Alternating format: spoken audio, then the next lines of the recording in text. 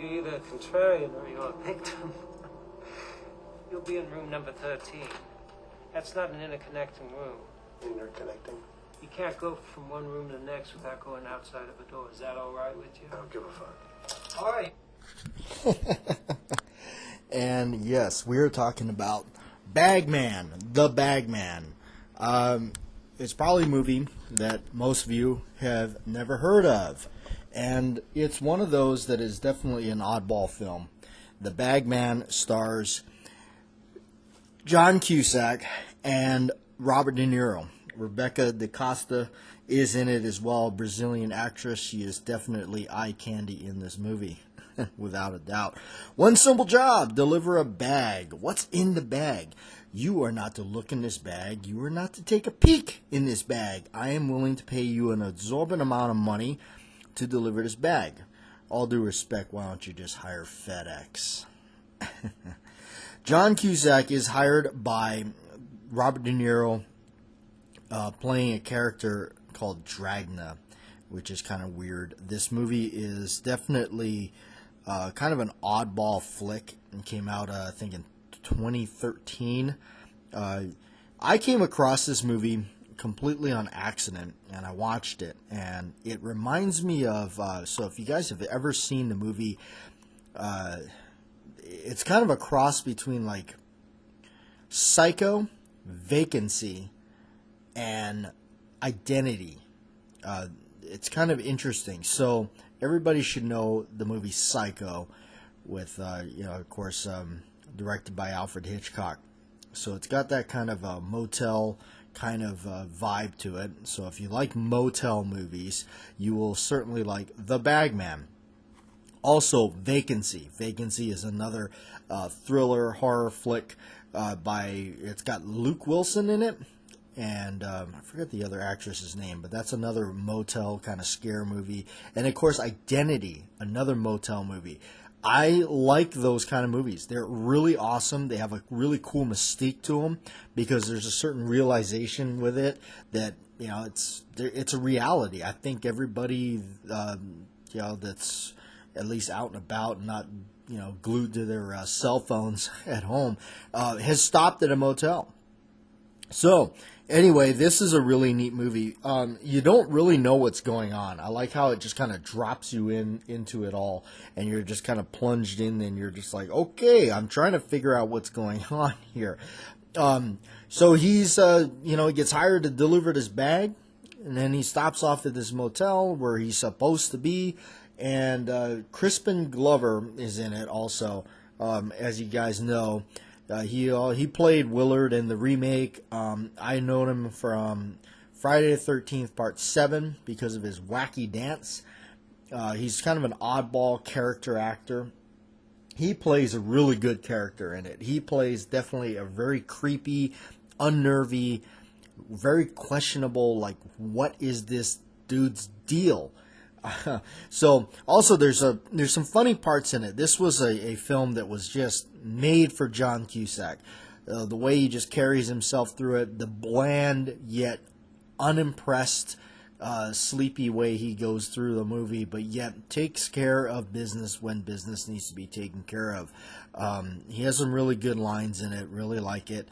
So he is.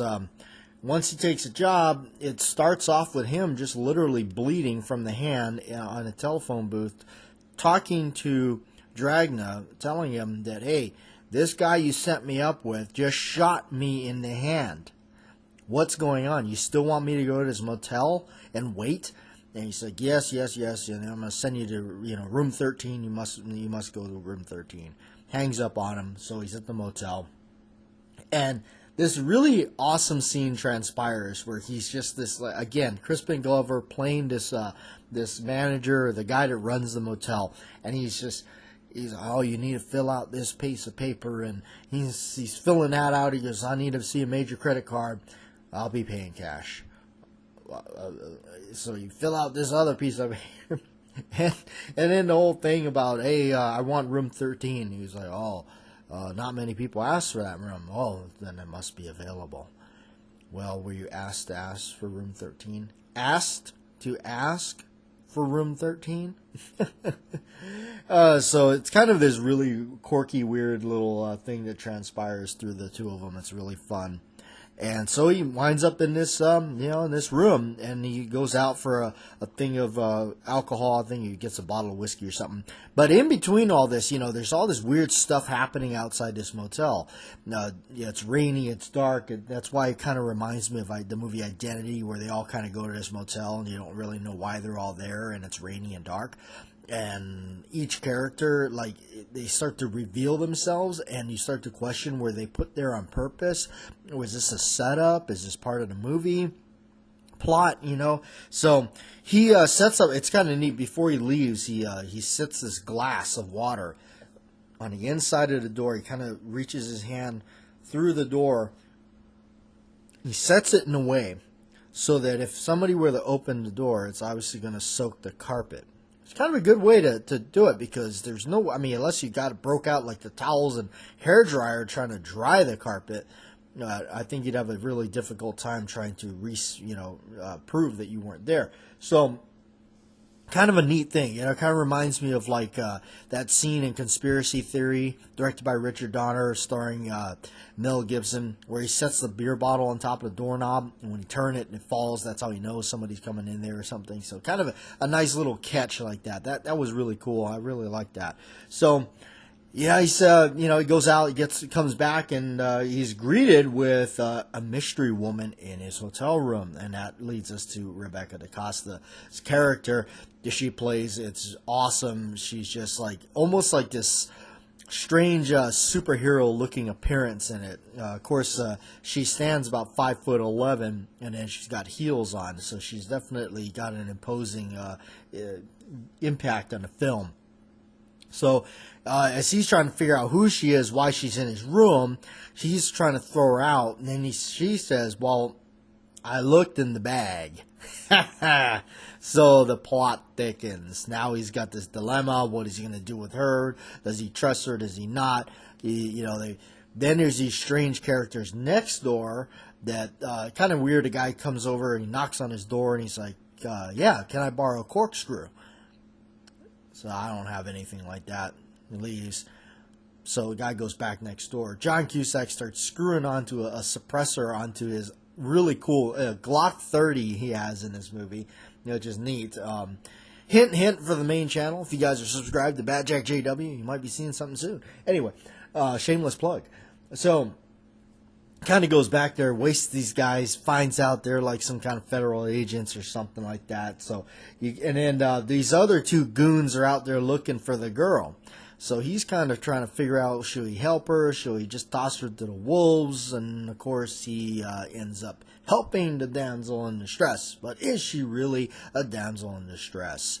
As the movie gets even more weird and wicked and things start escalating, you get this weird, corny sheriff that comes over and he gets involved. That's because the Crispin Glover character has been calling the sheriff and saying, hey, I got this strange guy, he's bleeding from the hand. I don't know what he's doing. He's, so as all this stuff happens, he ends up burying the bag in the woods.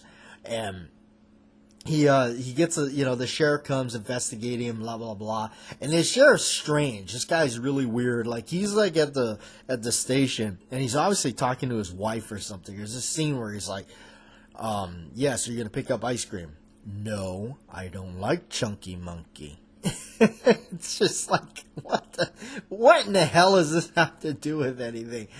Every character that is introduced in this movie is weird. It's just strange. And then you start to think, is Cusack the only normal person in this? So as I said, the plot keeps thickening. With the bag buried in the woods, he gets taken away by the sheriff. They start tying him up, torturing him, beating him up, and who knows why. The girl comes and saves him. So he gets out.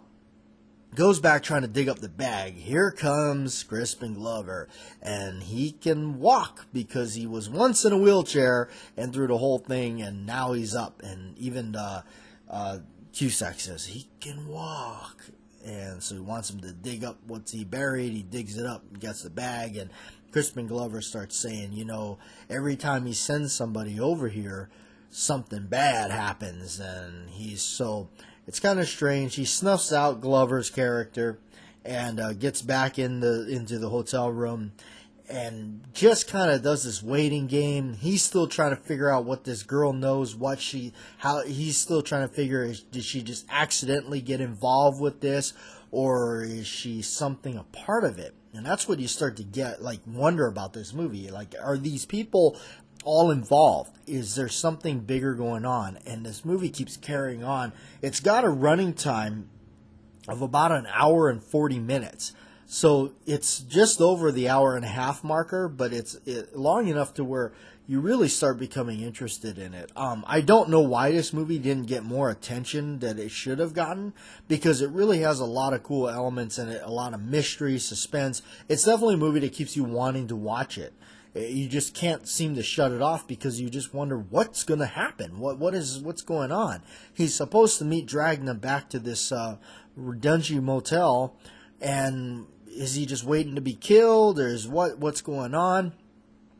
And so, right now, before I talk about this, if you're looking to see the movie, you might want to shut this part of the radio show off, because we're about to reveal the ending. So, spoiler alert, don't say I didn't warn you. Dragna shows up. Well, Cusack, getting a little smarter, waits in a different room. He waits in room number 12 or something. Finds out that, Dragna's pretty dirty. What was in the bag? Unfortunately, John Cusack's wife's head is in the bag, and that's how he knew he didn't look in the bag. He says, I know you didn't look in the bag. He goes, how do you know I didn't look in the bag? He goes, trust me, I know. So that's, yeah. So they end up getting a little shootout in the woods, and he ultimately kills De Niro's character, which he deserves it. De Niro plays such a sleazeball character in this. I don't know. It's either a show of how he can actually act, but I really despise his character in it. He was such just a really, again, quirky, weird, strange. Every character in this movie is just weird.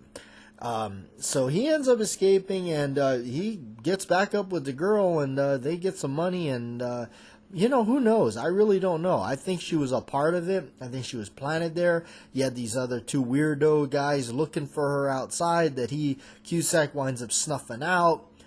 He's still trying to figure out what's going on with her, and back and forth, before all the ending happens. So, really strange movie, but I really liked it. The Bagman. Definitely check it out if you haven't seen it and you kind of are interested in these kind of movies. So, and of course, I love one of his lines to it when he tells her, he's like, if I find this out or find that out, I'm going to bury you in the woods.